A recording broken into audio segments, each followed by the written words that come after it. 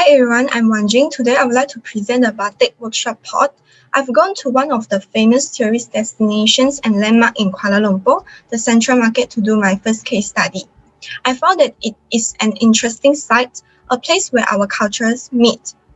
There's a lot of different art and craft that you can find in the Central Market. The one that interests me the most is the Batik painting. Hence, I've decided to specify my clients to be a Batik painter who conveys the art colorfully and flexibly. My client is Lim WanJing. He's a deaf artist, illustrator, and designer from Kuala Lumpur. He used to do Batik painting with inspiration from the laid-back lifestyle in the rural area. The pot is placed in front of the Central Market and facing to the Kasturi Walk as people or tourists usually access from there.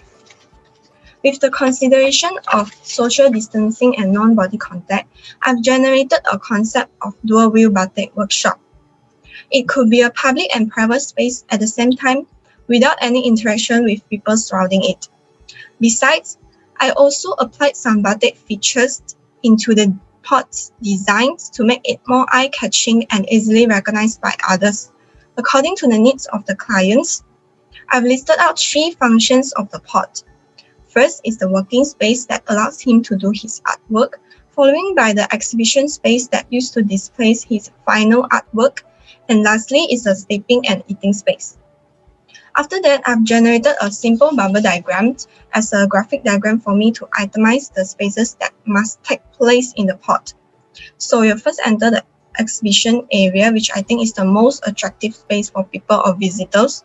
Moving on is the working area, with a sleeping area above it. Lastly is the pantry and storage, which are located at the back. All the spaces in the pot could receive sufficient natural light in daytime. Before I went through the design development of the pot, I would like to talk about the design principles that I analyzed in the previous assignment and what did I apply in the pot. There are a total of 3 principles: axis, repetition, and hierarchy. First is the axis, which I use as a guide to organize the 2 spaces along it, as you can see in this simple square plan.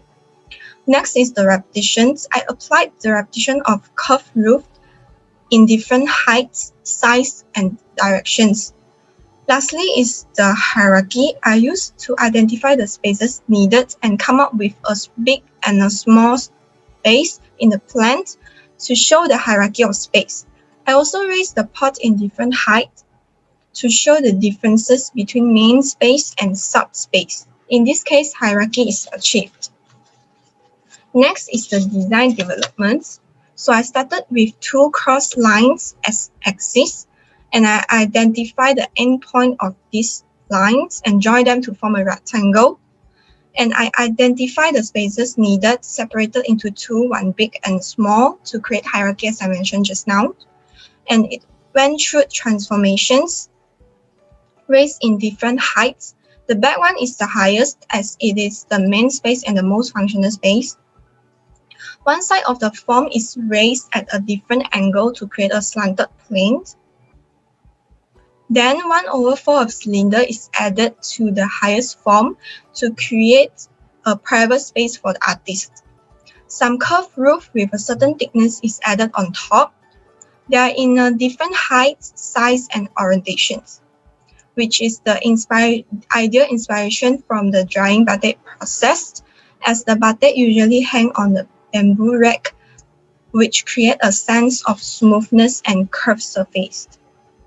So this is my ground floor plan and mezzanine floor plan. It has a total area of 15 square meters, excluding the extra structure.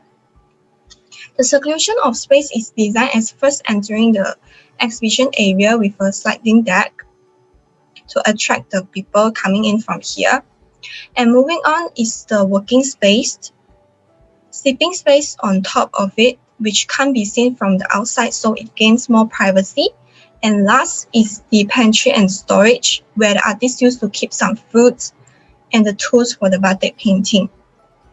There's only a few of furniture, the foldable table for him to dine in or gain some design inspiration from the exterior view, as here is a window, and a foldable metal rack over here which is used to fix the batik fabric and allowed him to paint on it.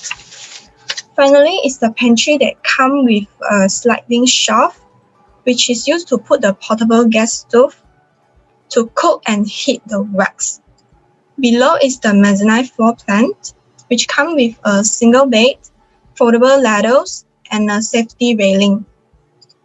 There's nothing much on this floor because it's just a resting and sleeping space for the artist. Next is the sections. The height of the building is 4.4 meters.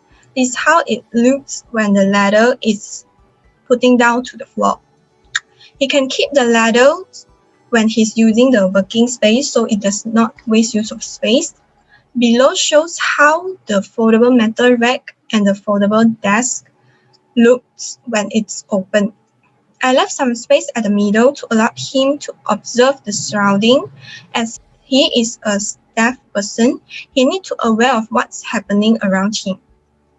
So there will be some windows over here. Next is the section B2B. Although it's compact, every space is fully utilized. As I mentioned just now, I separated the pot into two spaces. The left-hand side is the exhibition space. It is quite compact in size, so it only allows one visitor to enter at each time. When there's a visitor, the timber deck is slide out. When there's no visitor, the timber deck is kept under the main structure. And the exhibition area will transform into a drying area to hang the batik that has been washed. The water droplet from the fabric will not drip to the timber decking, but directly on the original paver route. With the use of sliding door to separate these two spaces, it creates a dual view space, as exhibition space is the public space and the working space is the private space. This is the elevation of the pot. The special design features that can be seen from here is the curvy metal fence. I apply the pattern of batik and play around with the curvy lines to create a sense of fluid so the pot won't look so rigid. It also creates some interesting sun shadow in the exhibition area. Below is the side elevation. There's also design of the metal structure with curvy patterns. It is a decoration and also functions as a shading device. Moving on is the axonometric drawings. I've listed out the four main materials that used in this pot. They are metal panel, used as the roof structure, gypsum board, used as the interior wall, laminated timber, used as the working space flooring system, and the timber decking, which can be slid from the main structure. Below drawings are the interior perspective views. Lastly is the model making. So I used total of 3 colors paper to create the curvy metal patterns that I mentioned just now, as they are red, yellow, and green, which I used in the previous assignment. 3 of these colors represents the 3 ethnic groups in our countries: Malays, Indians, and Chinese. So this is how it looks in the front view, rear view, right view, left view, and the perspective views. And that's all from me. Thank you.